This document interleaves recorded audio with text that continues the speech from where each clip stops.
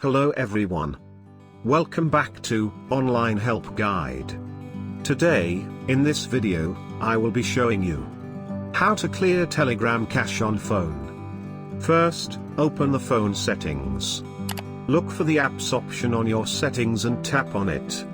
Now scroll down until you see the Telegram app and tap on it. Tap on storage. Then tap on clear cache. And you will clear the cache of the Telegram app. Thank you for watching Online Help Guide. Hope this video was helpful and you're able to clear your Telegram cache on your phone. If you like our video, then don't forget to hit the like button on our video and comment down if you have any question or feedback. Also, if you are new to our channel, please subscribe and hit the bell icon to our channel.